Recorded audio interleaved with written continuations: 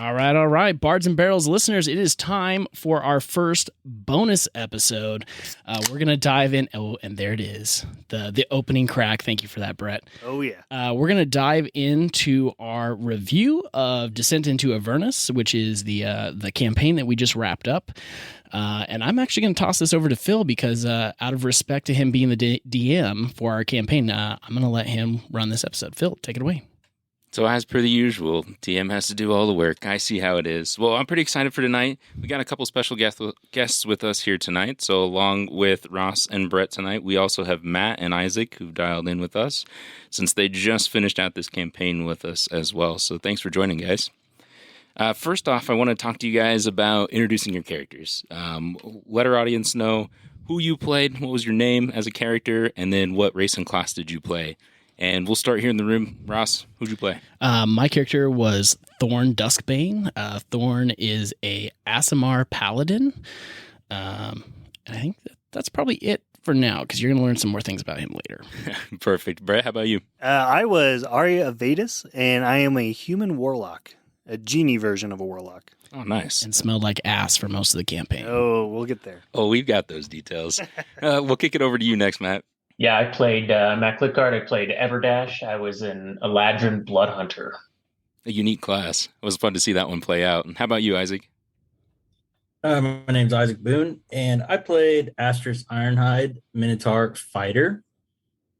Very nice. And Phil, the DM here, sitting behind the mic, also got to play several boisterous NPCs throughout the campaign that you may or may not hear about tonight as well. So first one, I want to put you guys on the spot. And to our audience, I did give them a fair warning on this one. They got a chance to do a little research. But one of the things that we did throughout the campaign is we gave fun facts about our characters. Not necessarily, in-game per se. Some of them were kind of outside of actual campaign play. But I had each person review the fun facts they gave on their character. And I want to hear your favorite. What was the favorite one that you wrote or created for your character? And then let's see if we agree with you on that. We'll start with you again, Thorn. Okay. It's like a roast of your character, so no pressure. That's okay. I got to grab my beer for this. There we go. Gosh, favorite fun fact. Okay, so there was one in particular, mostly because I didn't remember it, and it was like overly deep. I actually told it to my wife the other night, and she was like, "Wow, you actually came up with that?" And I was like, "Yeah, sometimes I would occasionally come up with something good." But it was I had a tattoo that referenced a long lost love that said, "When the sun has set, no light can replace it." And it's like most of my fun facts were like somewhat character building or complete BS, and that one was somewhere in the vast wasteland of, I don't know what the hell, why this is in here kind of thing. So I don't know. I love that one, but yes, go ahead, Phil. Yeah, that's hilarious to me. That's the one that I picked out too. Like I read all of yours and like, this is the one that sticks out to me the most, and I couldn't place why, and maybe that's it. And I think it's fun. Like it's not like overly fun, but it's just like a nice little quirky thing about him. My favorite, like just straight up favorite one, probably has to be one of the orders. So it's like talking about character building that I did with Thorn. It's like I tried to like give you, Phil, as the DM, just some like little outlets that you could kind of take and run with. So there was like one where like he was the order that was like sent out as like the special agent group of paladins where they could hunt down evil and stuff like that. So I really like those. I like the character building ones, but the long lost one, love one was just a fun one. So. All right, we'll kick it on over to Matt. How about you? What was Everdash's best fun fact? I don't know. I had a couple of them, but I think my favorite one was that he really wants to have a brood off, just because I tried to play this character very much like a Witcher style. And so what I really wanted to try to get to was a point where in the campaign, like I could be facing a demon and all we would be doing is like staring at each other. And it's a complete contest of will. Never really had that, but I thought it would still be fun to do. There were some times that it got close. Agreed. Like you were like sitting around with a big baddie and just like staring at each other. Right. I think out of the list of yours, the one that I think needs brought up is the fact that Everdash refused to wear underwear because of a really bad experience he had 2 years ago. That one has to be spoken into existence. And I think I promised you guys to tell you what that would be the next week, and then I purposely did not. Yeah, you thought you got out of that. Oh, That's it. That's your whole character arc for when we actually keep going with this story now. Yep. next session back when we come back into the next chapter. We need to know. Everdash and the story of the mystery of the shit pants. Isaac, what about you? What was Astrus's favorite? What was your favorite for Astrus? I had a couple, but I think that the one that I'm going to go with was like the deep backstory, way back to the age of 5, where I come from a very prominent family, and my parents paid for the highest quality trainers for my character. And with one little catch, that every year on my birthday, I would get to kill my trainer for that year after my family paid off after my parents paid off their family to allow me to do so. And it kind of haunted me. There were some nights during the campaign where I had nightmares over the entire ordeal. But it trained me to be the best fighter that could be. I don't know. I think my favorite for Astrus was that he thinks horses are worthless. I liked that one too. Doesn't understand what the big deal is. And then as a Minotaur, I mean, can you imagine a Minotaur riding horse? I mean, there was one other good one. The one where I didn't like running because I was self-conscious about the way my hooves Yeah, sounded. that one was great too. That's good, fantastic.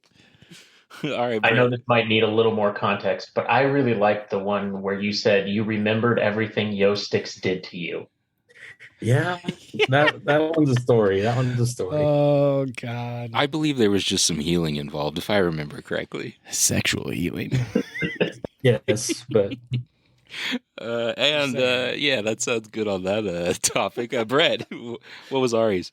I think mine was the first one I had up, which was Ari smells really bad, which stemmed into a lot of his character building with being a follower of Gond, but also having a trait where he frequently misquoted texts. And one of the quotes he would always misquote was that he would quote Gond, his god, by saying, "Be wary of those who take baths." And so Ari would never take a bath. This happened in like session 2. Like this quote of Gon, misquoted text from Gon, happened in session 2, and it carried through the whole campaign. Yes.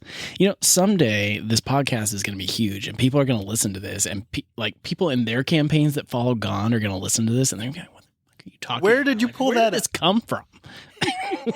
This was pre-Chat GPT too, so you came up with that shit on your own. Oh, yeah.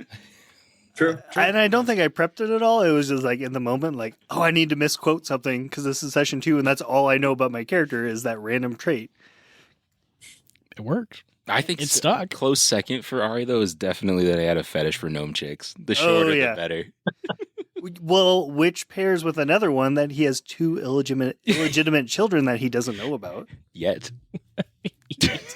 Yes. says the DM. Oh, yes.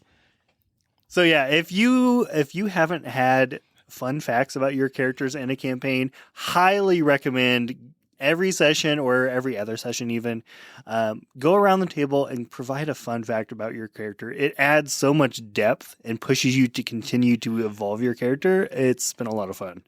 I just know when we keep this story going, we're all going to be, Phil's going to get us all back together. And then we're going to be sitting in a tavern. We're all going to be like having a beer. And then you're going to hear the door open. Then somebody's going to say, "Daddy?" Oh yeah. I'll let you decide which daddy I'm referring to. But to Brett's point, yeah, it's a great thing to do, and it really brings the whole campaign together.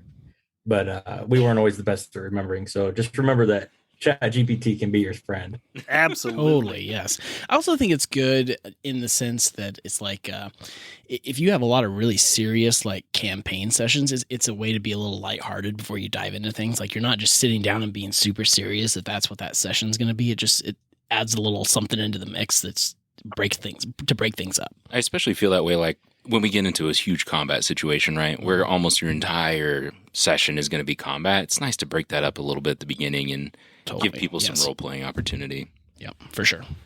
So I want to see what you guys think here. Do you have a favorite moment about the campaign, like something that sticks out? And one thing I didn't say at the top of the episode, probably should have, potential spoilers. We're going to try to be relatively spoiler free, but I want the guys to be able to share some details about the campaign as well. So if you haven't played through this and you intend to, just know that we may drop one or two things about the campaign, but we'll try to keep it pretty tight.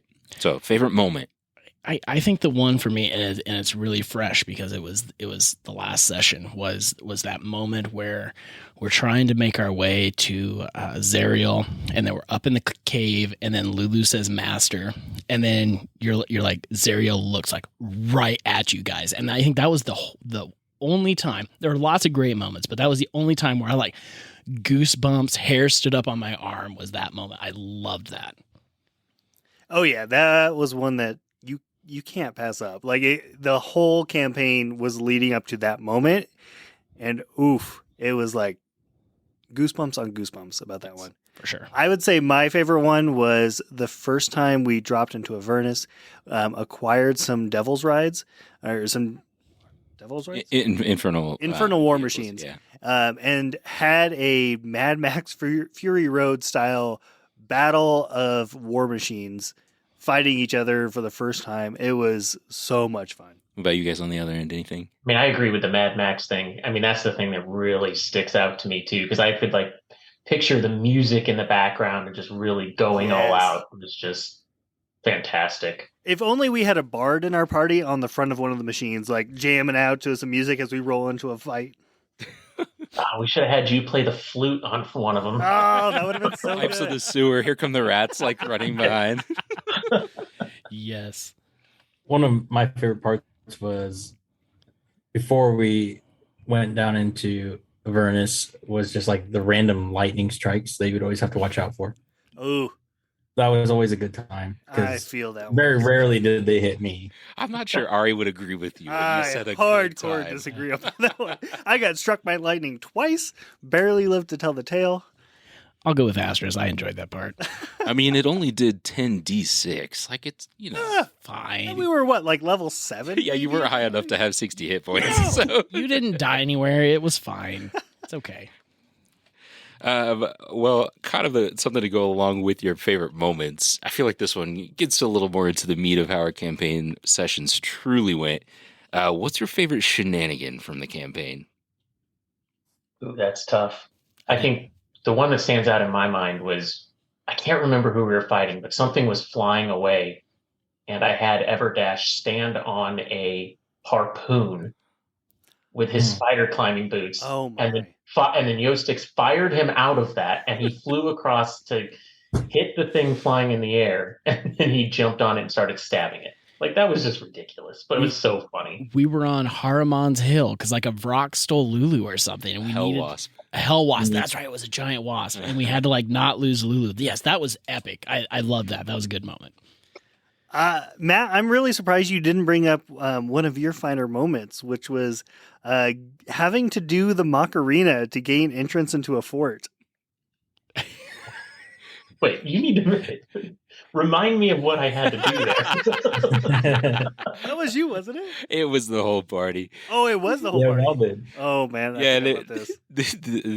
the guards to one of the forts that you tried to gain entrance to, Fort Knucklebone, they made you try to do the Macarena to get in. Really, they were just bullshitting you guys, but you did it, so it worked out really well. So maybe that's one of my favorites because I made your characters do the Macarena.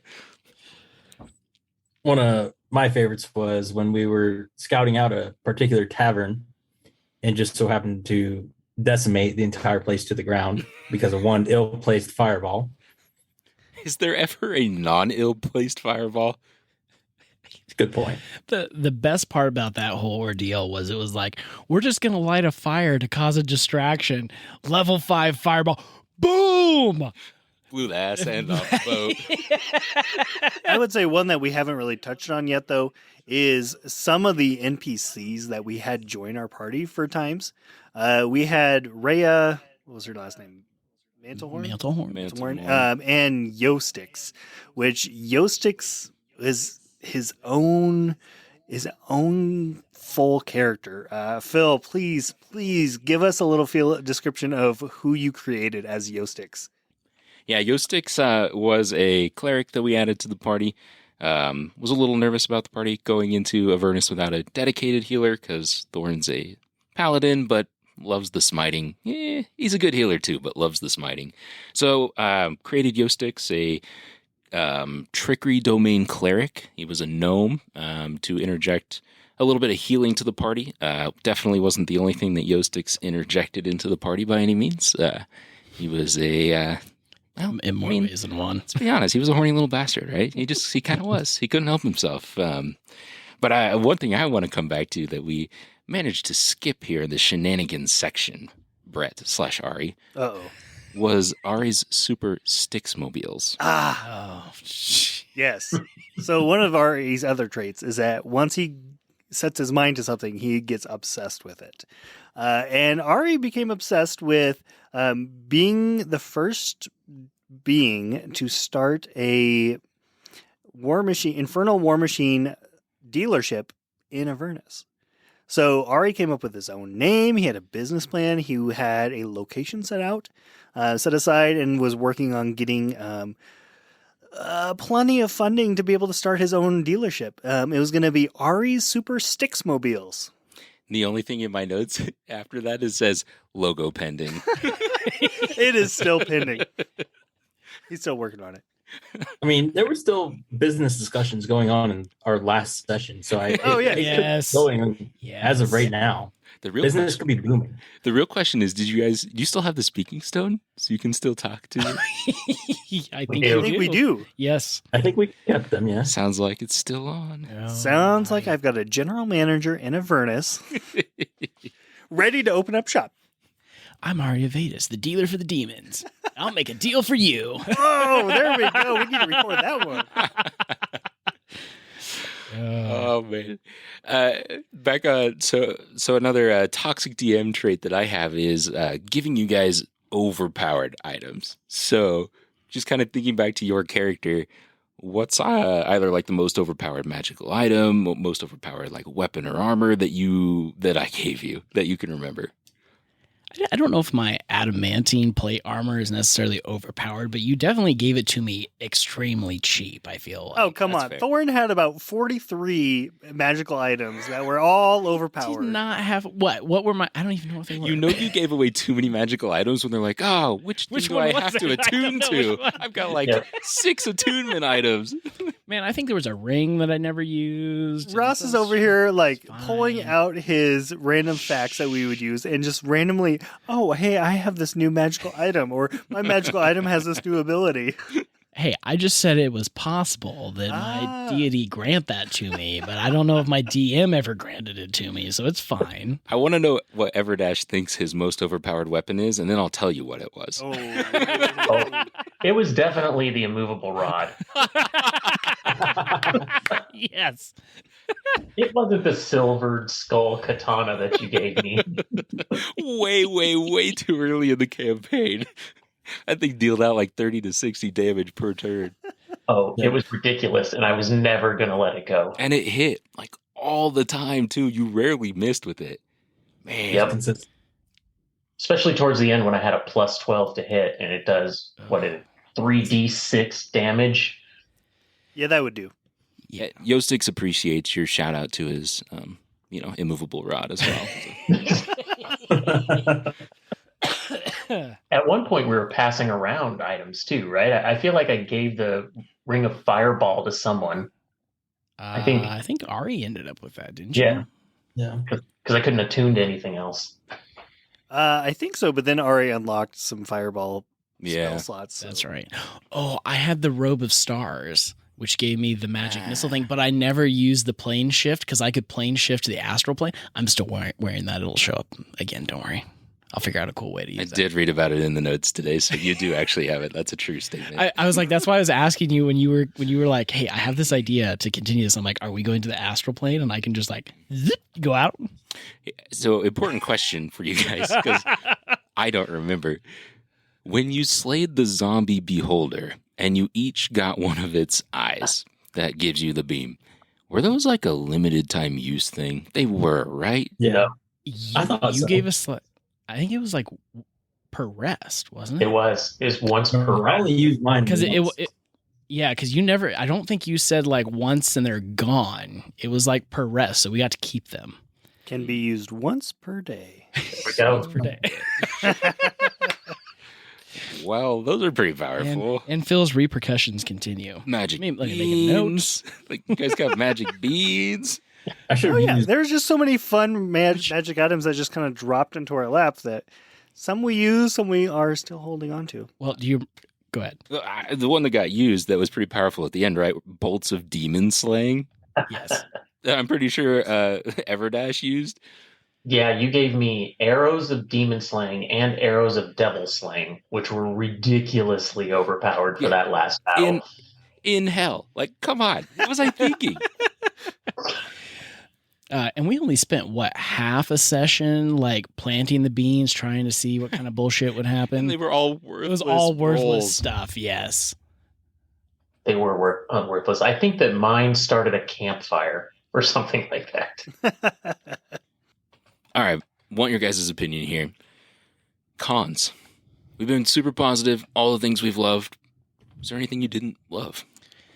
I'll jump in, and this one's actually directed toward Ari. I mean, if you had a specific power that being in hell would not let you do, and I'm thinking of your fire damage, this was a very one path oriented type thing. Like, we weren't facing anything. There wasn't like we weren't facing a lot of different monsters. They were all demons, devils, or something to do with that. So it's like our silvered weapons work, but we never really faced anything to give us a taste of something else, or maybe that was, by the time we got to the end, we were kind of OP'd. So it's like we were facing things we knew we could take down.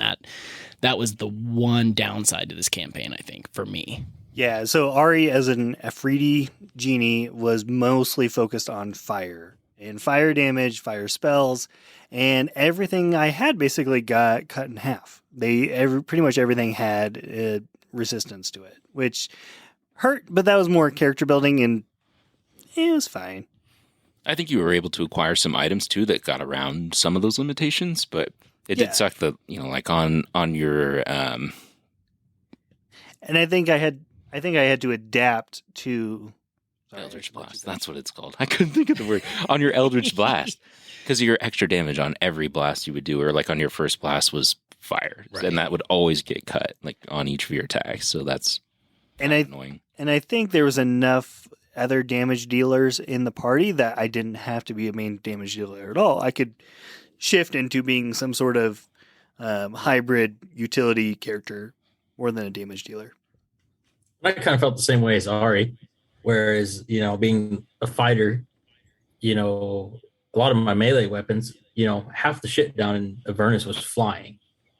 So there wasn't a lot of, to be honest, so there wasn't a lot of times where I was actually able to use a melee weapon as an attack. So, I mean, by the end of the campaign, I was leaning heavily on my light crossbow, which it ended up working out 90% of the time, but it just, wasn't as easy as when we were up top. Kind of underpowered for the end of a campaign. Right. Right. I would say if you really, really, really love combat, although there was a lot of combat in this campaign, it had a lot of role playing. Like, we talked ourselves out of a lot of things.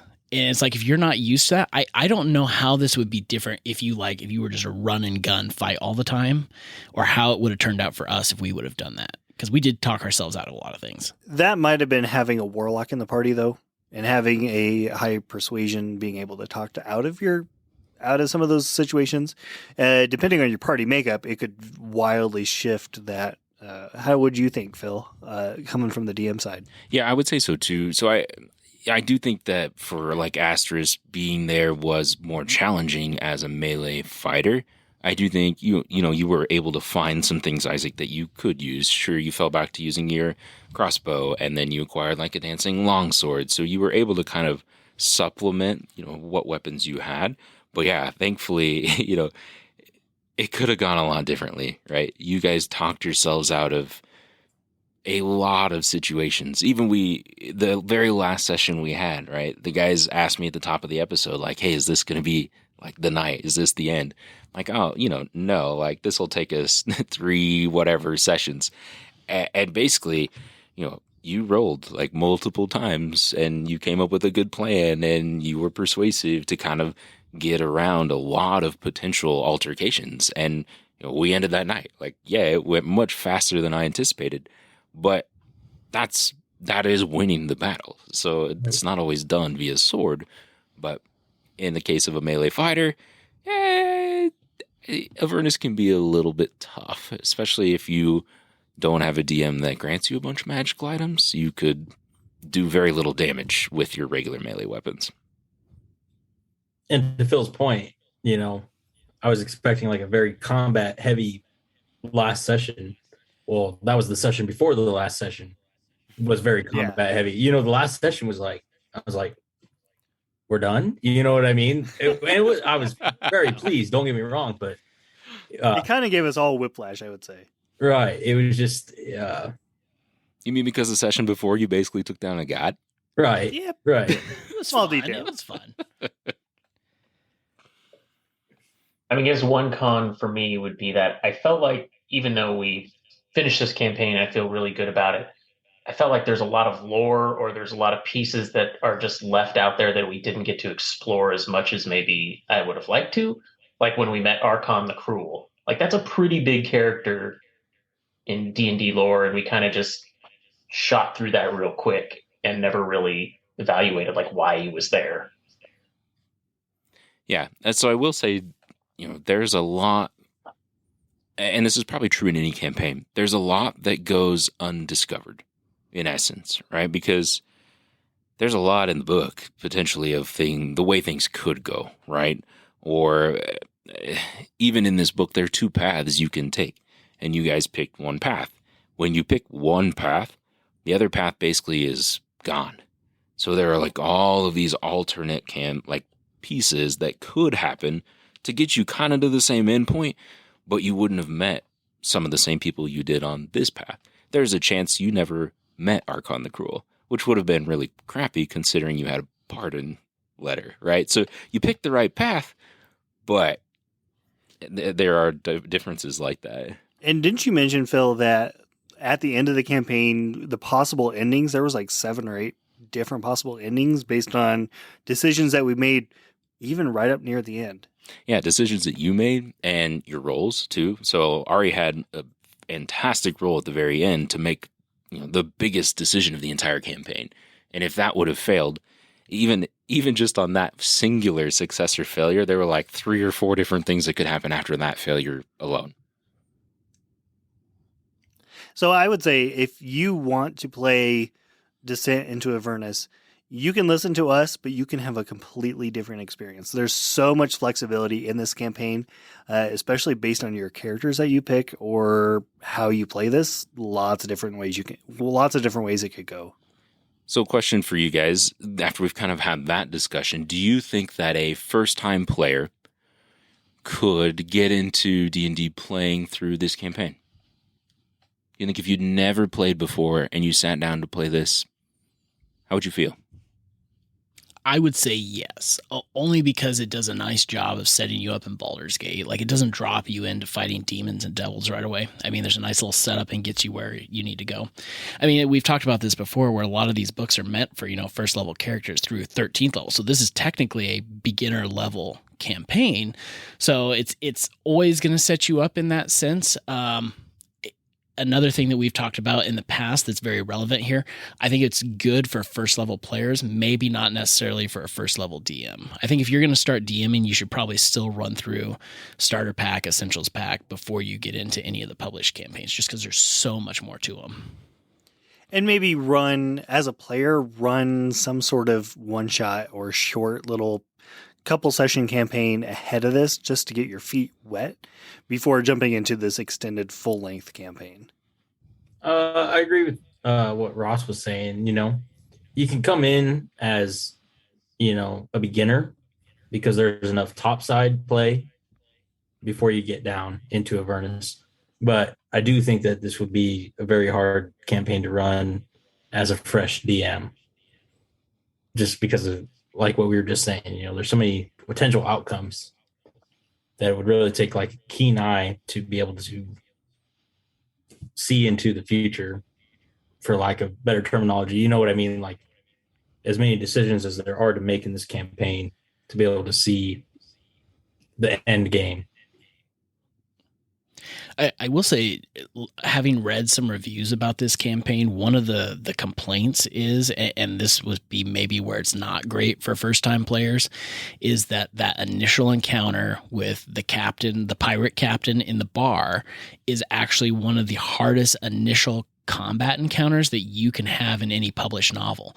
And so it's like getting into that and recollecting, like, I went down in that one. I don't remember who else went down. Oh, it wasn't just you. Yeah, I there looked was a at that lot. one today. You guys almost died. If the bar patrons wouldn't have stepped in, you guys would have died.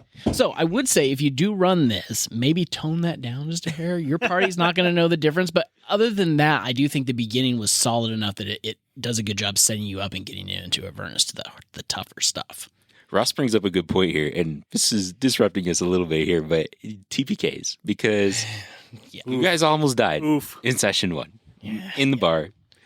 You didn't. You were fine that session. But let's talk about the real TPK. And, I feel like there's no one better to give us this narrative than Ari. Hold on. Okay, here we go. Yeah, hey, let me grab one too. So this brings up memories. So early on, it was one of the early sessions, and there's some spoilers coming up. If you haven't played, take note of this, or don't take a note of this. Be warned. But we were going under the lighthouse into under the bathhouse into some sewers. Everybody else in the party had dark vision, so they could see in this dark sewer. And so I'm walking in there as the only normal human that couldn't see down there. And I'm like, oh, I need a light. Mm-hmm. And I tried to help him out because as a paladin, I could cast light on an object. So I found a skull and I cast light on it. And being the nice guy that Thorn is, he tossed it over to Ari, who flipped his shit and said he didn't want it. I was like, no, I've got a torch here, so I'm just going to use one of my matches, light this torch, and follow in after you guys. So I was the last one to go into the sewer. But wasn't there also some mention, Brett, about how maybe there was a weird smell coming from the next chamber before you entered? Well, maybe, but I mean, Ari's just used to that smell. Like, he stinks normally, so I'm sure he didn't think anything about it. So in we go to this smelly room down in the sewers. So Phil probably was like, roll perception, guys, and did that like 3 times, and we were all probably like, we don't smell shit. And as we go into this deep, dark depths of the sewer, the torch that I had lights some gaseous fumes, and boom! And we all go down. And Tyr rushed in to save the day. And I mean, Yes. we had multiple rolls in there that could have saved us. None of them worked. So, and it actually happened in 2 parts. So initially when you walked in, there was an explosion, and the 2 of you that were the furthest in were down by the explosion, but there was a chance that the roof wouldn't collapse. That's what it was. But via a poor roll, the roof collapsed on the other 2, and the whole party was down.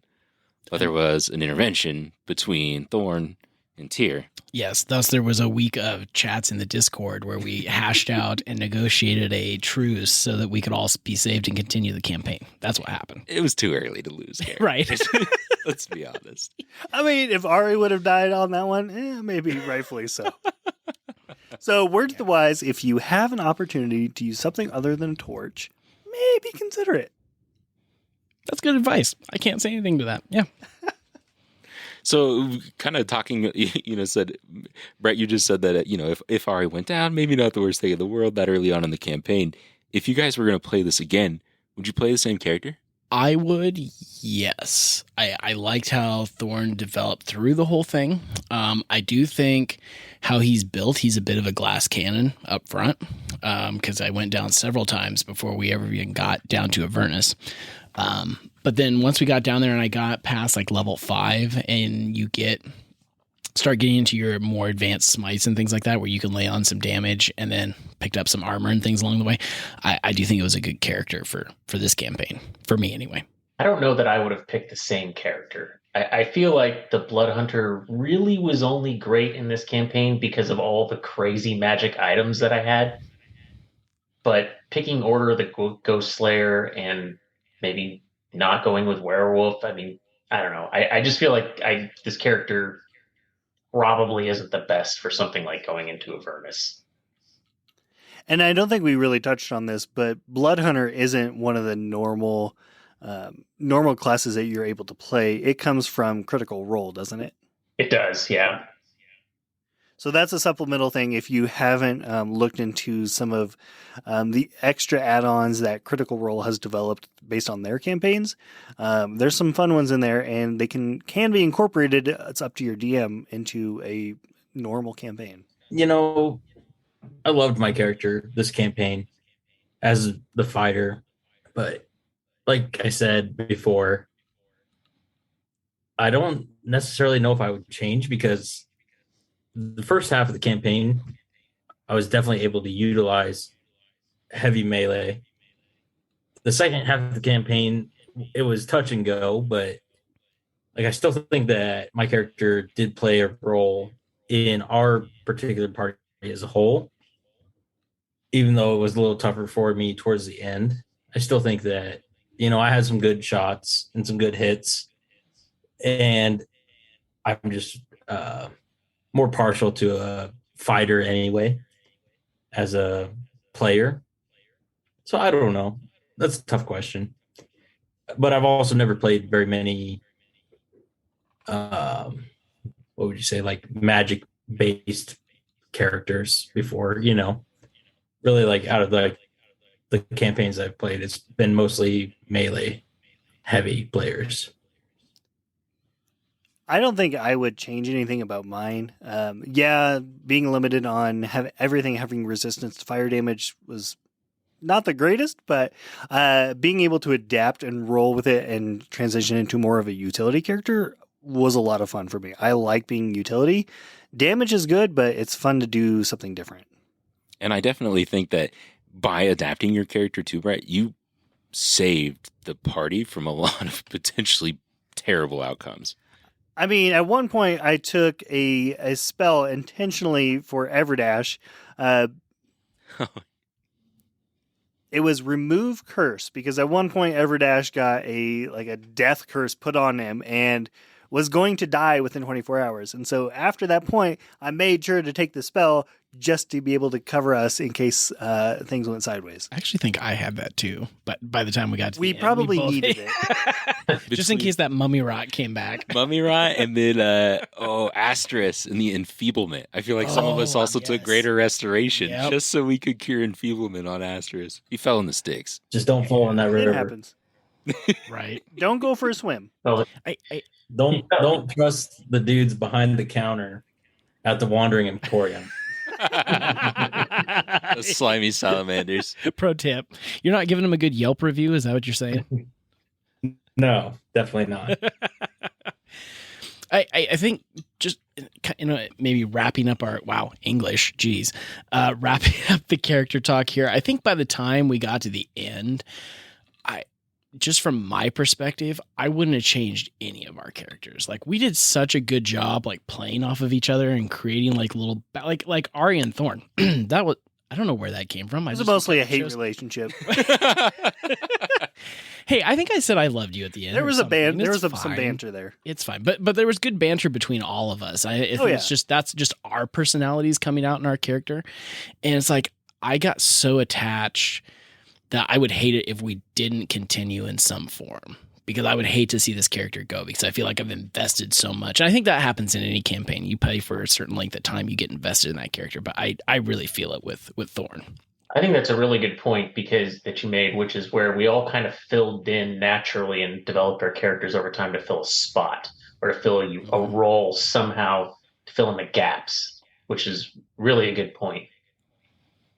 Well, I think it's going to be interesting because I mean, I do have plans to continue this campaign outside of Avernus. So, we planted some seeds throughout the campaign, basically for each of your characters. So it'll be interesting to see how those roles shift and transition when we're not in Avernus anymore, and where we are somewhere where, a melee fighter is going to be pivotal. Like, it's going to be huge in the campaign. And without Asterisk, you guys would be effed. Right? Like, it'll just be interesting to see how that changes, especially at level 13. Right. Totally. Yeah, because we're all up there now. So, but I mean, that's going to be interesting how Phil's going to do that, because every encounter is going to be a much higher challenge rating from now on. I think 13 is great. I want to take you guys to 20. I hope so. I mean, I think it's so rare that people make it past level 10 half the time that if we can make it to 20, I think that'd be amazing. Just to actually truly flesh out a character from beginning to end will be a lot of fun. But before we move on, I have a question for you, because like you were talking about planting seeds. You had some cool things that were off book. Like we all had visions at one point, which I'm pretty sure that was not written in there that you had to do that. And you did some pretty cool things in writing visions for us and stuff. Yeah, so that was not in the book, obviously. That was, honestly, it was a lot earlier on maybe than I anticipated because we had so much additional campaign left to play. But yeah, those were attempts to, give us some paths post when this is over. So I have them if you want, because I'm sure that it's been forever since we've read them. But I also, so not just the visions, right? Does anyone remember Asterisk's trip? Vaguely. A little bit. I don't remember what caused it. Do you remember that part? I think, didn't he have to eat something or do something in the cemetery? Wasn't it around then? No. Asterisk, weren't you late or something to a session and that was his punishment? That was it had it. nothing to do with the story. I think it. it was just punishment for was? something. I was like 30 minutes late to a session. I don't remember that at all. Sounds about right. No, here's So, what it is. for- I remember, guys. I remember. It was the Snoop Dogg concert. It's the Snoop Dogg concert. That's right. The Snoop Dogg concert. I had to my miss. Oh, I forgot. You're right. That was it. Since Asterisk was busy at the Snoop Dogg concert, he went on a trip that one time. So, but just another way, so on the DM side of the table, right? Finding ways like that to just interject future seeds, so that way we can take characters on different arcs once we're done with this campaign. So I've got some of those written down. We could touch on briefly. It's kind of funny if I look at them just on a sheet of paper, right? I can see that Thorn must have just fed me so much more background information, I feel like, because his is a lot longer than everyone else's. But some of those came from the fun facts. So I like to leave that up to you guys to kind of feed me what you want. Before I get into your long rest visions, though, on the DM side of the table, too, there's, campaign's over, right? So a couple things that I want to talk through with you guys. Definitely spoiler alert here. If you haven't played this and you want to play, I am going to give away a couple of the details that are in the book. So another warning here, skip this section if you don't want to hear. The Wandering Emporium. First and foremost, Mahadi is not a good person. Oh. Mahadi is a Rakshasa. A what? Basically tiger-esque, lion-esque type of being, not human, typically leans towards the evil side, was in league with Asmodeus. Keep that in mind when you're But starting. super charismatic. Yeah, very charismatic. No kidding. Right. Never meant you any ill harm. Definitely a messenger for Asmodeus.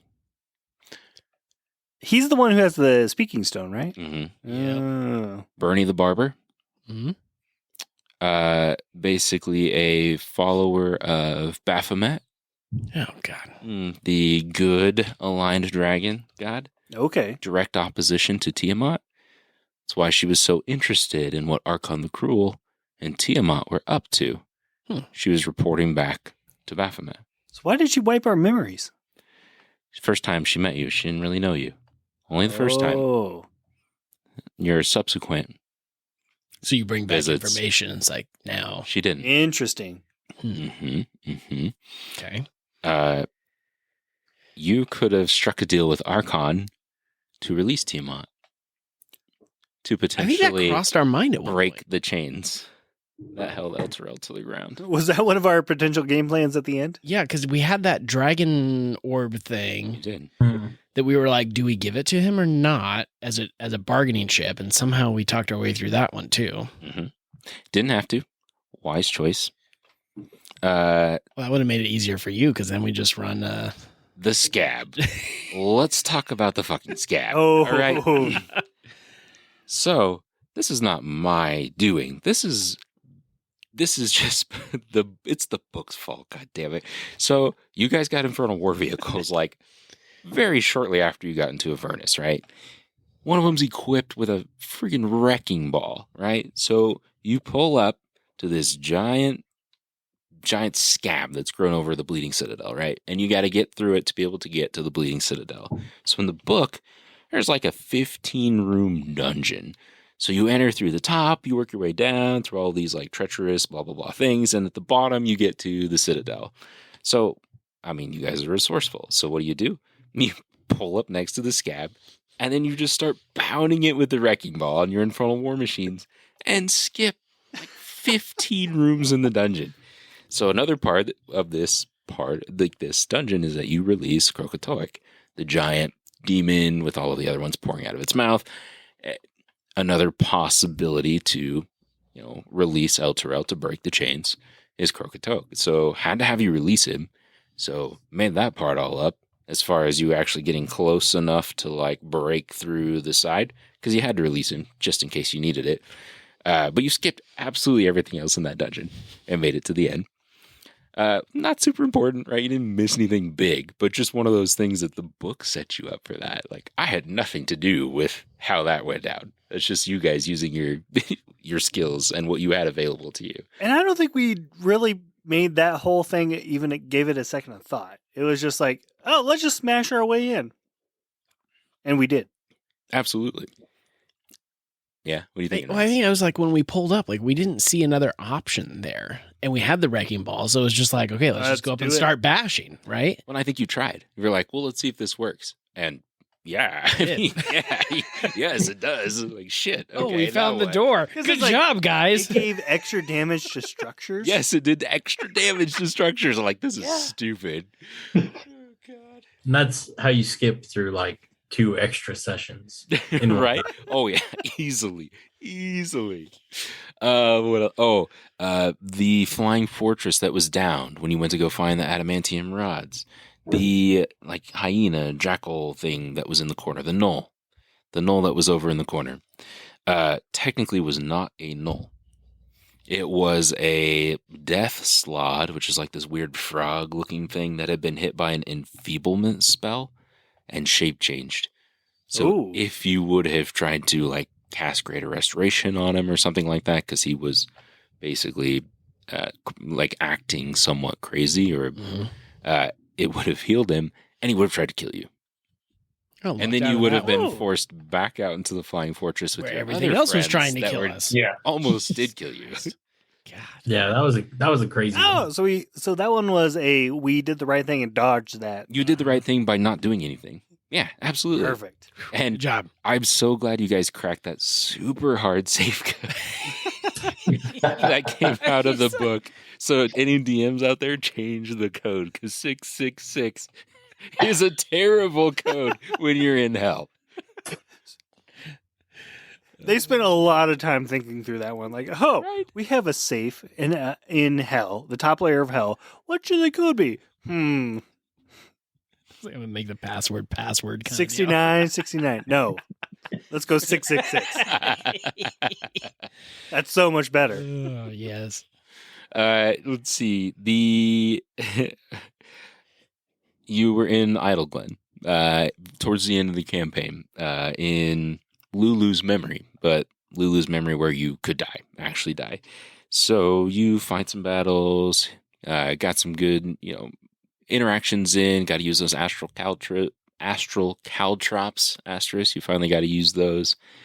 Fought the giant ape thing, and then you get hit with Yinagu, right? Almost basically a demon god, in essence. You guys were so powerful at that stage in the campaign that I had to have Zariel step in before you killed Inagu in order for the story to be able to continue. And she definitely just swooped in there and stole your guys' kill, because there is no way that you would have been bested in that battle, for sure. So did it give a contingency if we would have killed him? Oh, no. Oh, it was supposed to be a beatdown? And it was like number of rounds. It's like after 3 rounds with Inagu, Zariel's supposed to swoop in and save you. Meanwhile, we're like Rocky, like round 15. Bring it on, bitch! I know. Like, we had that. Oh, I was pissed. You Zariel did. came in and like, what the hell? Yes. You did. He was getting a little nervous, not gonna lie. So, I think that those are the big ones. Like, those are the ones that stick out in my mind. Almost forgot this most important one. The beginning of the campaign, top side, hadn't gotten to Avernus yet. Vanthampur Villa. You're going to investigate the Vanthampurs, figure out what the hell's going on with the Cult of the Dead 3. And you go to meet Thirstwell. And he's this weird-looking dude, skinny, scrawny little guy. You walk in the room. I don't even know what happened to cause the throwdown initially. He's supposed to deliver some important information to you. And what happens? Everdash teabags him in the face via Misty Step, whips out his katana, and kills him. Just like that. So then I had to figure out another delivery mechanism. We're probably lucky that's the only thing he whipped out on that one. This was pre-Yostix. It's fine. PY. Pre-Yostix. He's a blood hunter. It's what he does. I think that's the only other one I could think of. Yeah, insight. Any of that interesting, I guess, like thoughts on that? I mean, it's what happens in every campaign, right? So it's like we BS'd our way through a lot of crap. So one thing I'd like you to talk about. So the path we didn't take was also a whole section in the book, I'm guessing. It was. So you guys picked what they call the path of the devils, which is why you primarily dealt with devils in a lot of what you did, I think. Yes, that sounds right. Path of the devils. So that, where you kept going from place to place to place, and it's like, well, I need this. And then you would go see that person. They're like, well, I need this. And then you go see that person. I need this. So you had to go like get the vial of blood and then go back to Uldrak and get his blood and then go back to Ralzala, and like all of these different things you had to do. That was your path.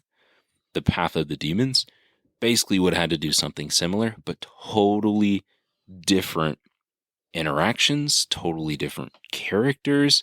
Like you would have never met Belle. Like that one doesn't go through Belle. You would have never met I just had the name, Red Ruth, Ralzala. Mm-hmm. Like none of those would have happened. It's a totally different side.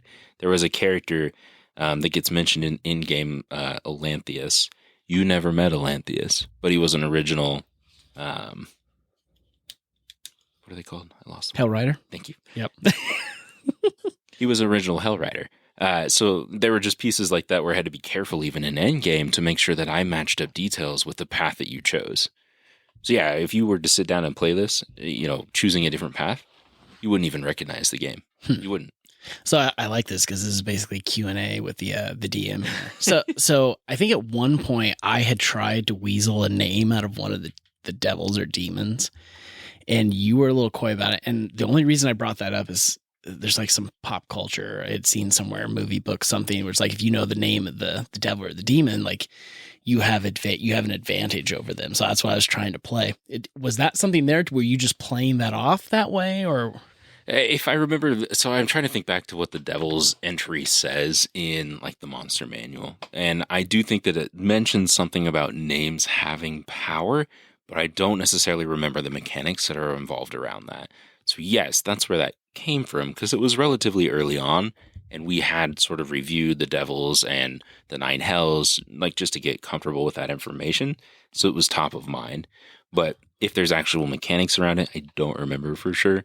I'd have to go look it up. Kind of wish I would have came up with somebody's name just to see what you would do for it. File that one away in the memory banks. Hey, you guys have any other questions, I guess, since I'm being pretty free and loose with the answers here? How about Zerial? Because I feel like we only scratched the surface of like, I mean, we met her and then we turned her. Mm-hmm. And there had to have been more there. So how else could that end game have gone for us? Obviously, there was we could have tried to kill her, but I'm guessing there were other options as well. So what were those? Sure. So option retribution, right? Like what you guys were able to do, restore her soul. You offer the sword. You have Lulu with you. You have a fan-fucking-tastic persuasion roll, Ari. She accepts the sword. She's redeemed. Perfect plan. Plan B. All of these things are true except for the persuasion roll, and you fail the persuasion roll. At which point Zerial reaches out and grabs the sword and destroys it. Therefore, all hope of redemption is lost. So then you've got some paths. Are you going to submit to Zerial? Because you can. And she could send you back to the material plane, and you could serve her evil intentions on the material plane. You can try to attack her. And if you would have tried to attack her, you might have defeated Yunagu. I don't think I would have let you beat Zerial. She probably would have killed you. I'm not sure I would have let you win that one. Fair enough. You could try to parlay with her to be able to serve her in Avernus and not be sent back to the material plane. But she would most likely convert you into a spine devil, a pit fiend, like she would have converted you into some sort of a devil to serve in her army. Would be another potential option. You could have tried to strike a deal with Bell, with Archon the Cruel, with, I'm trying to think of who else you guys ran into that were like Gargoth, the Hidden Lord. Fucker. Could have tried to strike a deal with one of those guys to potentially swoop in and try to help you overthrow Zerial as well. They could have tried to come to your aid. Escape, not likely, but it's an option. But that's kind of it. Those are basically your choices. Okay, so that raises a question for the group. So let's say we fail the roll, and we have to make a choice.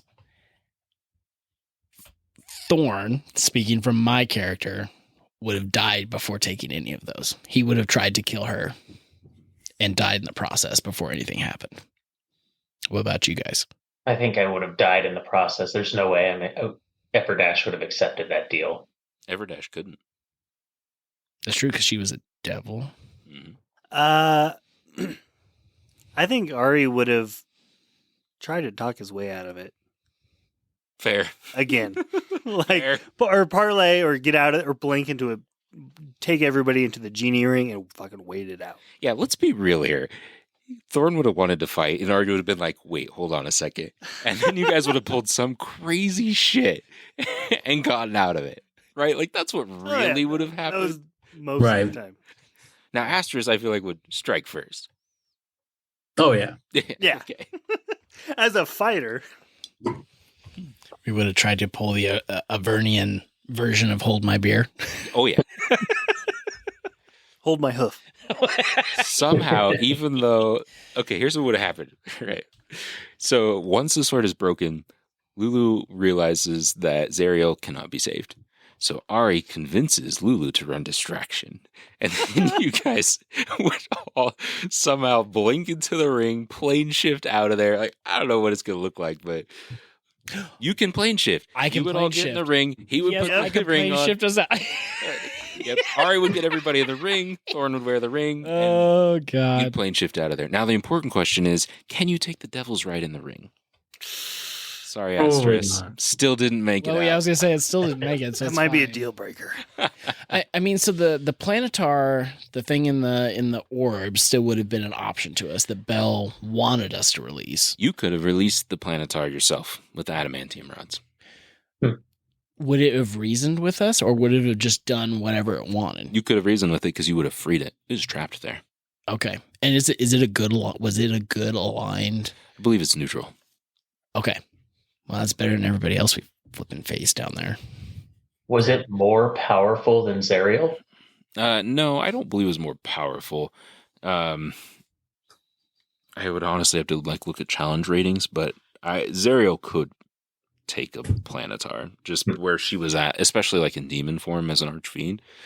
Pretty powerful. So could we have gotten away from her and bought ourselves enough time to cut the chains and plane shift?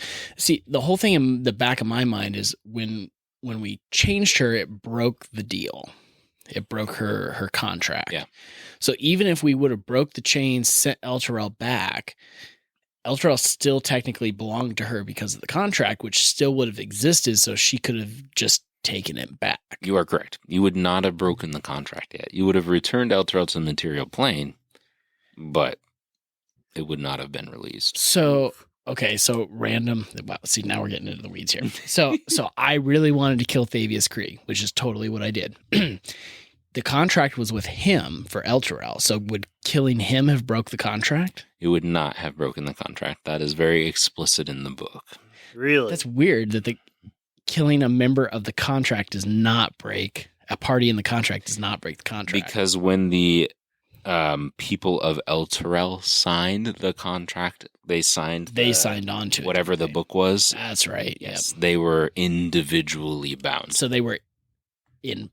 Okay. Yes, Yep. That's why killing him would not nullify the whole Okay, thing. because it wasn't just him. That's why. Okay. No, but the deal was with Zerial, so that's why breaking They were her parties in the bond, deal. Yes, she was the other party. That's why I broke it.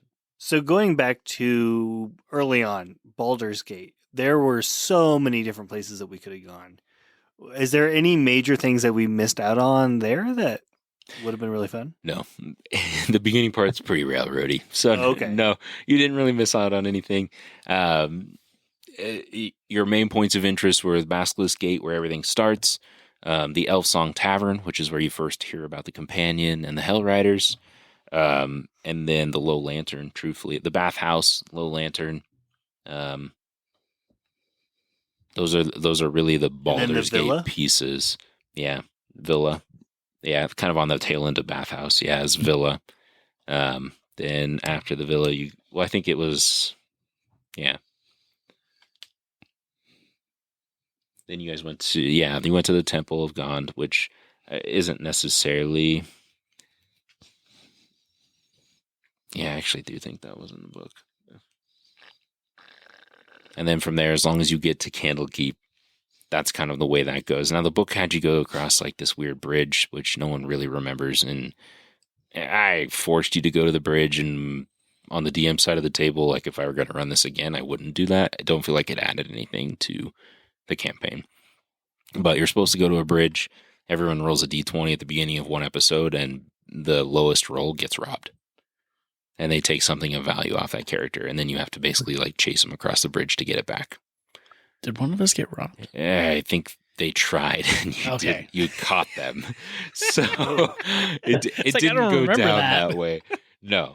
So that's not how it ended up going down. But I don't really think that anything was gained there, other than we maybe could have had a chase sequence, possibly.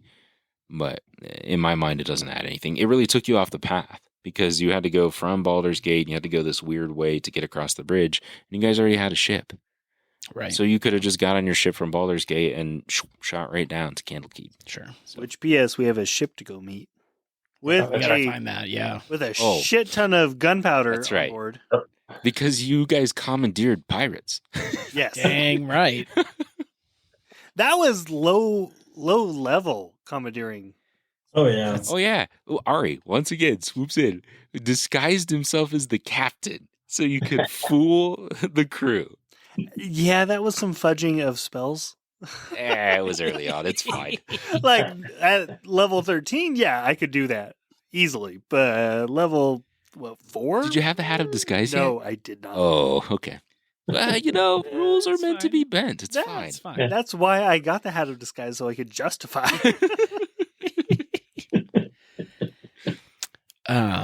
One of the things that has popped back into my mind is when we got to Haramon's Hill, because like you had like the traders or whatever that were up on the trees, and I had thought about, because we met the vampire guy that was up there. He was one of the ones we were supposed to talk to, and I had thought about trying to strike a deal with one of them where like I would try to pray to Tyr and to grant them like some sort of forgiveness if they would help us on our way.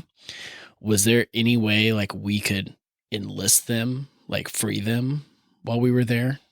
No. If you would have attempted to release one or do something along those lines, the Sturgis just would have attacked you earlier. Sure. Okay. Mm-hmm. I mean, shit, if you'd have rolled in that 20, would I have made it up? Yeah. Sure. Absolutely. Yeah. We'd have figured it out, right? But, what?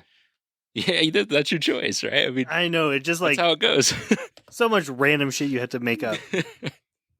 Yeah. And fit into storyline, into a deep storyline. That's the fun part, though, is because we don't know what you made up and Sure. what you didn't. Yeah. Right. It's like Ghost Dragon? all part of it. Not in the book. Right. Zombie Beholder? Not in the book. But the best damn parts, though, Correct. it was cool stuff. I will say that, like, knowing those pieces, right, I feel comfortable now taking this campaign out of the book. And, like, the Sure. rest is going to be homebrew because I feel like enough of the pieces that I've interjected, like, landed appropriately and, like, were in, like, fun to play. I feel like they were enjoyable that, like, all right, like, I have an idea where this is going to go, like, what monsters I want to start dropping in, or at least what they're roughly going to look like, that I think will be in good shape. Sweet.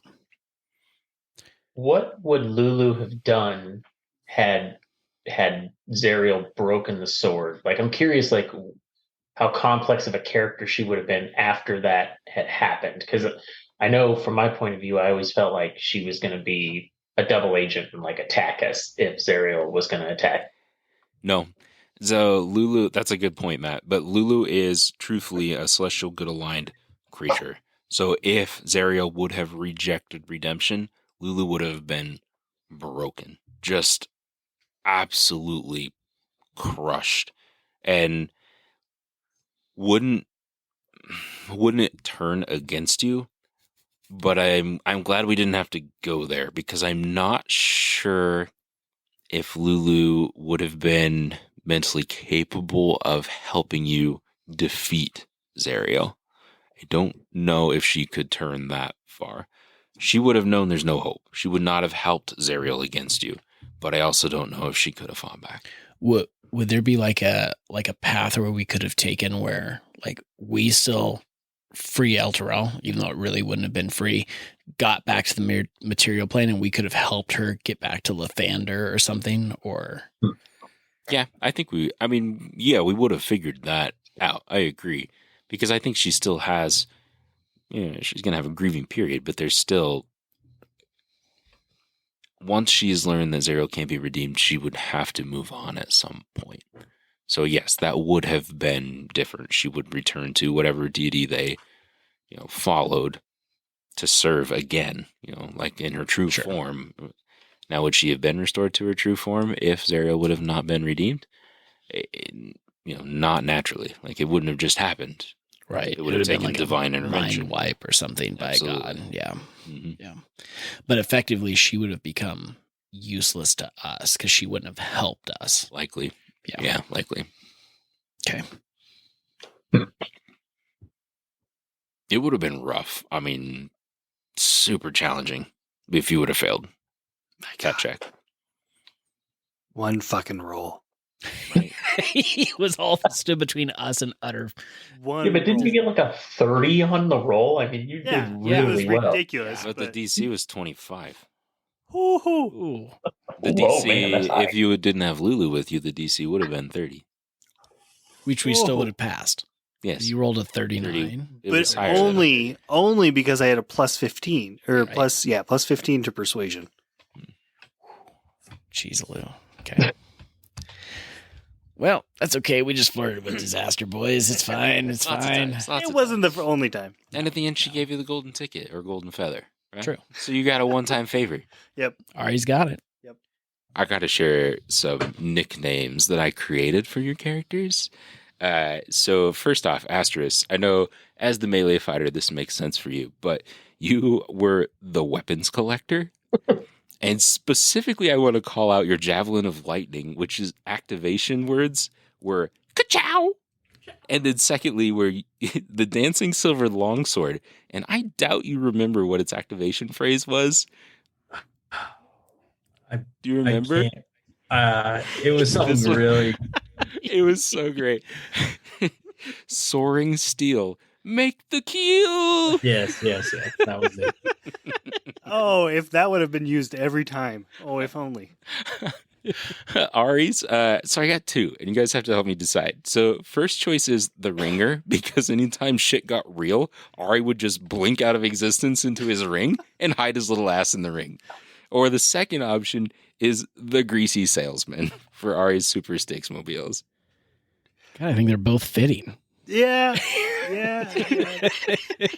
I think the best instance of Ari blinking into the ring was when he blinked into the ring, put the ring on Astrus's horn, and then Astrus got hit by the lightning because the ring was on his horn. I remember that. Yeah. Serves you right. Well, I was just trying to help out a friend and carry him along. But That's right. Everdash is the indigestion extraordinaire because he killed more things from the inside than anyone else. Specifically, a ghost dragon via immovable rod is one of his favorite weapons of choice. And then secondly, a snake demon with a katana. The snake demon almost took him to another realm. So that one was a little bit iffy. I also think Everdash's favorite weapon, well, maybe not weapon, tool, was Ropey. oh, You were really torn too up soon. when you Rest lost in peace, Ropey. Ropey. rip. Rope of What's that? climbing. Rope of climbing. And for Thorn, I have the Chosen. And I got a lot of reasons that Thorn is the Chosen. But I think that my favorite reason, most of these are supplied by Ross, actually. But the entire party was resurrected via Tyr, which is Thorn's god. And then when that happened, Thorn was actually marked by that. He's got scales on his wrist to kind of show that. He was blessed with a healing amulet that you guys used throughout the campaign. You could look at it to get a few hit points back. Tyr spoke to him. Avernus is just the beginning. The path to restore a celestial balance will be long and difficult. Persevere, Thorn Duskbane. So that's obviously a future seed.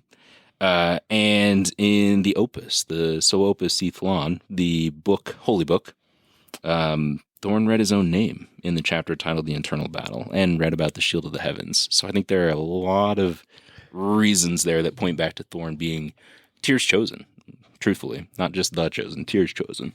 Also planting the seeds for my own magical items and shit, like Brett was saying. This is true. Just level up yourself by. At least that one I said I could only use once in my entire life. I did put that in there. Yeah, and referencing back to a few weeks ago when I say it's more fun to screw over the DM. That's one way you can screw over the DM. You know, you think the DM railroads you in stories? I flip the tables on Phil. This is what I'm doing. Deal with it. It's not like I have a history of letting you do overpowered things or anything like that. Oh, man. Long rest visions, all right? So let's hit on those next. So Ari, when the guys took a long rest, this was early. I mean, it honestly might have been, was this like when you came out of the bathhouse early and took that long rest at the barracks? I think it was that It was around early then. on. So first quarter of the campaign, maybe. It was early. I thought it was later because my vision referenced the book getting to Candlekeep. So I thought it was after. we were at Oh, you're right. Candlekeep. I don't remember where it was, but it had to have been after that. It was after that because yours does. You're right. This had to be before Yo Sticks, though. So must have been maybe before, I don't know, right around the time you would have went to Avernus. Maybe once you got to Avernus or something like that. Maybe before you left the High Hall. Was it when we woke up from in Avernus? It Or might have It might have Something like been that. when you plane shifted. Yeah, it could That have would been. make sense. That or it when we were in the cemetery or something. Because Yostix wouldn't have been with us just yet. Mm-mm. I don't know. It was somewhere in El Terrell. Mm-hmm. So And I didn't have one for Rhea either, but she probably was with you. Ari, yours was a voice that you have not heard since you first gained your power to call on fire. The voice said, Pact-bound one, it is I, Abidi the Mysterious, and I have a task for you. And 20-some-odd episodes later, sessions later, we still don't know what that task is. But we'll find out soon enough. It's like, I'll get back to you on that. It's not a time-sensitive task yet, okay? Okay. Cut Abidi a little slack here. it's like Ari got a voicemail. He's like, yeah, I'll handle that later. Yeah. I'm going to snooze that reminder. Asterisk, you saw flashes of color, red, white, blue, black, green. Then you heard the prophecy is absolute. And it was a low, raspy voice that you actually could kind of match back to a voice you heard during your trip. And then you heard Ironhide, my ancient foe, and these like terrible glowing eyes also that you saw while you were on your trip. And then you had a message on a brittle piece of parchment that you saw, and it says, the truth lies with the, and then there were 3 symbols there that you guys none of you know yet what the symbols mean. Everdash, yours. From an ethereal silhouette surrounded by a kaleidoscope of color, you hear a voice, the voice of your savior. So this had to be post-mummy rot, I guess. Still living, I see. Looks like I may have a better bargain than I thought. Perhaps there's a chance. You notice the darkness starting to swallow up the color. It is difficult for me to reach you like this, but keep your senses alert for my messages in whatever form they may take. I look forward to meeting you one day, Blood Hunter. The last words you hear before the darkness overshadows the silhouette. Now, for our listeners, Everdash technically was cured of this. One of the things that happened from this mummy rot is he was cured by some being. We don't know what the being was. But one of the side effects of being cured by this being was this insatiable thirst to destroy fiends. Anytime he saw a fiend, he basically had to attack it. He was cured of that at the end of this campaign, of that almost bloodlust for fiends, basically, by Zariel. That doesn't necessarily mean that he was released from this pact. So I'm going to go on record saying that here, so that way Matt knows he's not off the hook yet. Oh, come on. I thought I was off the hook. And lastly, Thorn heard the voice of Tyr. Avernus is just the beginning. The path to restore a celestial balance will be long and difficult. Persevere, Thorn Duskbane. So similar to what we talked about earlier. And then there are several memories that kind of flash across your consciousness during this rest, but the aspect differs slightly from what you actually remember. So what you're seeing doesn't match up with your memories of this. It's like you're viewing the scene from another perspective. You're young, training in the courtyard at the Temple of Tyr. Despite your age, you're a quick learner, and you handedly best several trainees many years your senior. Next vision. You are on your way to Waterdeep on assignment as a team. You see yourself in a group of young knights huddled around a fire for warmth. Despite the wind's ferocity, the flame never dies. You are aboard the Civil Serpent, which was your guys' ship that you acquired. After ridding the bathhouse of cultists of the Dead Three, you speak the words of your oath of devotion, and you see yourself emboldened by a trickle of Tyr's power. And lastly, you see a hooded figure approach the gates of Candlekeep and hand over a tome to gain entrance to the Great Library. So those are my sprinkles of seeding the future. I think all of those almost give me goosebumps again, just because it's like I start thinking through like the many ways in which these could be their own thing, or are they all connected, or is there some bigger thing? I'm super excited to find out. And what was Yostix's secret mission? Ooh. It was probably to bang a demon or a succubine or whatever they are. I mean, did you keep your eyes on him the whole time he was in Avernus? Well, I'm sure Astros did after he got felt up, but Oh, So hell. he'll be back. It's probably to Run be into the a whole party's rifle somewhere or bicycle. That was probably his Hey, secret guys. mission. Joke's on you. You guys are going to run into Yostix's sister. Hey, I mean, it'll be less awkward when we get filled up, at least. This is your heavy spoiler alert. Go grab a beer. Grab a beer, turn us off, because we got big spoilers coming up here. So, Russ, I think you posed this question. No. It was Matt. Matt posed this question to Brett just a second ago. Brett, let's talk about what happened to Ari when Ari grabbed the sword of Zariel. Oof. So right at the end of the campaign, it was like second to last session. We get through the scab and finally get to the sword, and the DM Phil is like, the sword is in front of you. Are you going to grab it? Ari at the time is chaotic neutral and just fucking goes for it. Just grabs it and pulls it out. Not a melee combatant, not anything to do with a sword, but just fucking grabs it and just goes for it. And lo and behold, there was a lot of repercussions with that seemingly random choice. So it was like we cut the session there, left on a cliffhanger, and Phil sent me this super long section of notes about all the changes to my character that came with pulling the sword. And he dropped the little fact that, oh, you immediately attune to it and have all these things forced upon you. So it's like you can have all these new abilities, all these new great things, like being able to fly, which already had, but expanded. You get true sight, some new personality traits. But unfortunately for Ari, one of the big ones was I went from being chaotic neutral to lawful good, right? So a very big change to a very kind of random fly by the seat of your pants character to going from one to the other. And then a bunch of different effects that are tied to actually holding onto the sword, which were super powerful later on in the final session as well. So I think the interesting part of this too is, Ari no longer has the sword, right? Zariel was redeemed. She took the sword back at redemption. But some of these changes, with where our campaign stands today, still exist. A lot of the big ones to the character class, or not class, but structure and alignment, personality traits are changed based on that one quick decision. So this maybe kind of leads into our next section here a little bit is, where's the campaign going from here? So I want to back up and talk about one thing really quick, is like looking back at you taking the sword. I think Thorn, character-wise, would have been a better fit to take the sword.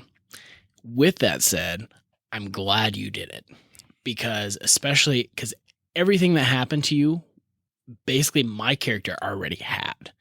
So there would have been very few changes, like story-wise, it wouldn't have been as fun, or there wouldn't have been the repercussions had I taken the sword. Yeah, I mean, your character was basically already on a lot of those same paths. It would have been a very strong weapon for you. The one I thought would have been interesting would have been if Astrus would have taken it. Right. Yeah. As a fighter, being able to grab that sword and really use the sword and use it to its full possibilities. Isaac, what do you think about Astrus? I was close. I was really close to taking it, but I was like, man, pretty much have every weapon that has ever been presented to us. Yeah, you did.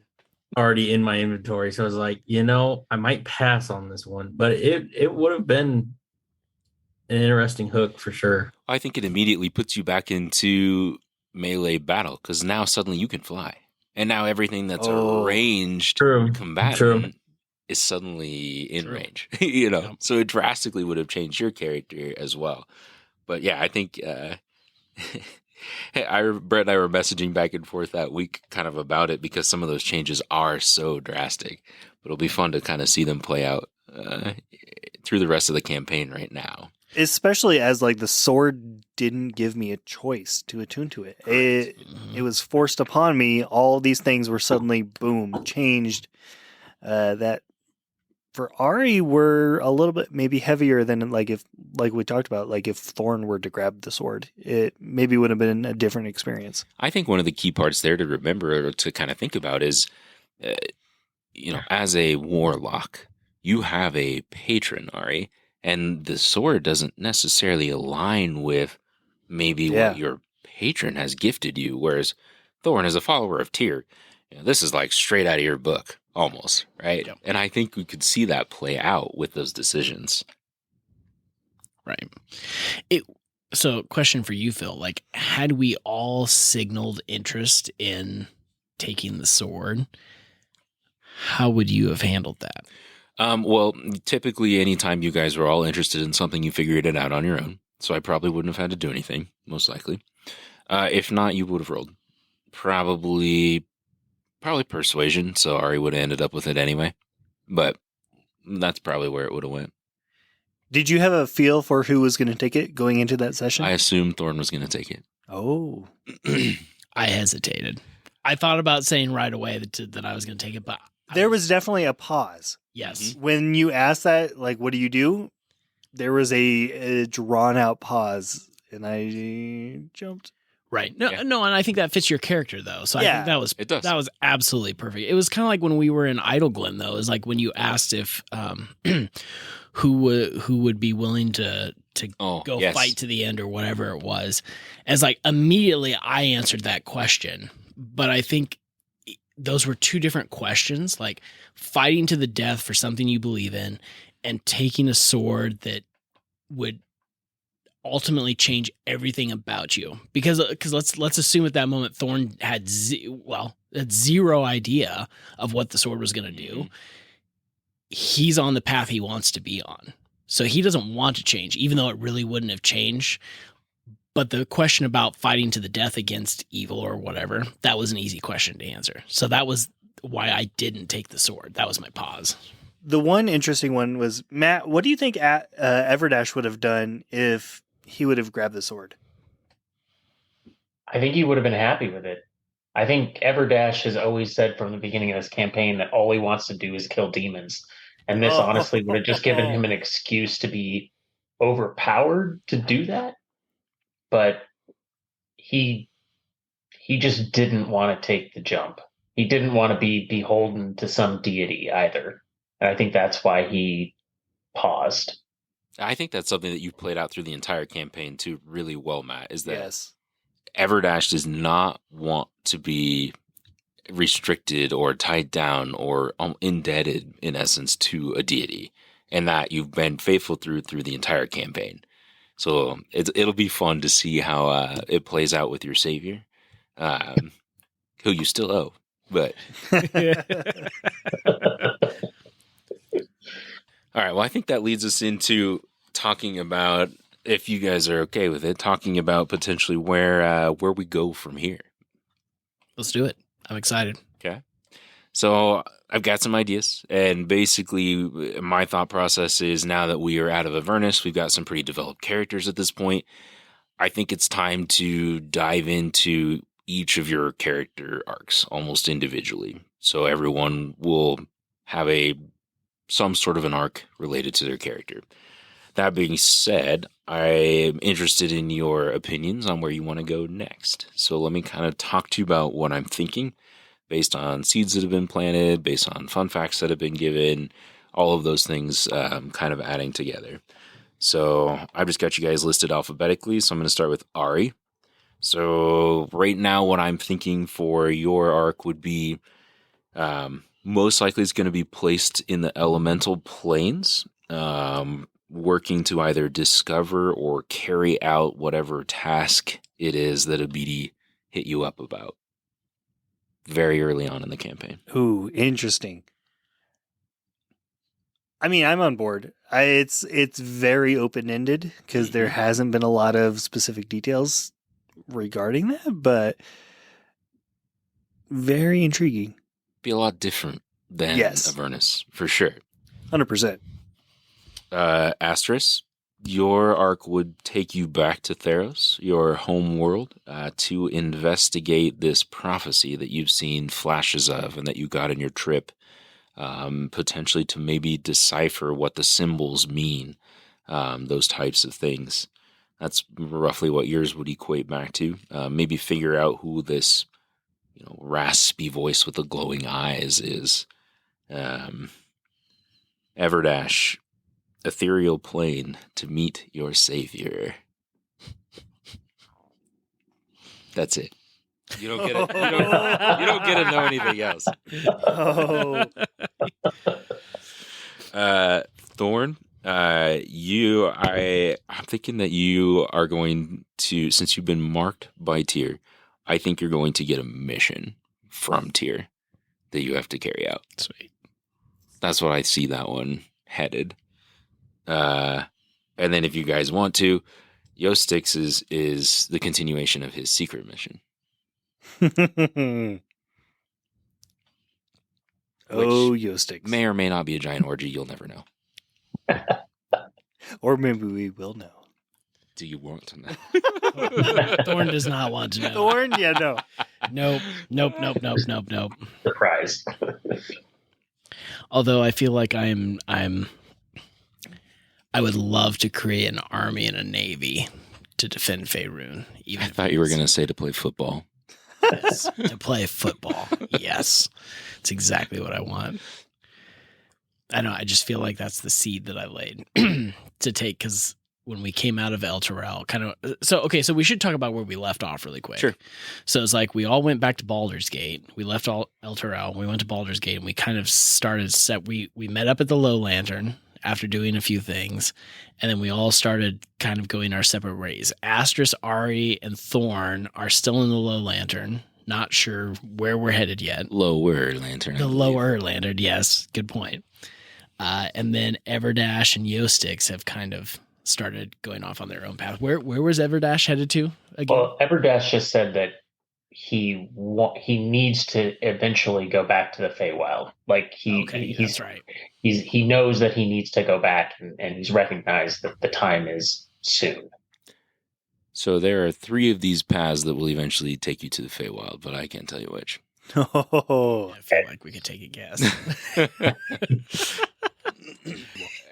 As we get ready to wrap up here, final question for you guys. Would you recommend this campaign? I would say absolutely. It was a lot of fun. It had a lot of different feels between being in the overworld, being in Baldur's Gate, going through Candlekeep. You hit a lot of the big, memorable areas that you're going to know and encounter in D&D, but then also getting to go down to into Avernus, seeing everything that's happening down there, and there's so much that you get to do and explore inside of Avernus. I would agree with that. I think the campaign, like the story is good from top to bottom. It does a good job like planting the seeds of all the other pieces without feeling like there's only a specific way to go. I do feel like for the most part we had some choice in what we were doing. I mean, obviously there were certain paths that we had to go to, and sometimes it was just checking off the boxes. But that's any published campaign that's going to be like that in some way, shape, or form. I will say when we first picked this one, I wasn't sure, because just having read things about it, I didn't know if I was going to like it or not. But I was pleasantly surprised. I loved this, and I would totally recommend for people to play this. That's going to do it for this episode of Bards and Barrels. Remember, you can listen to the show everywhere podcasts can be found. Head on over to our Facebook page and give us a like and a follow to stay in the loop and don't miss the latest from us. It can be found at facebook.com/bardsandbarrels. We'll see you soon.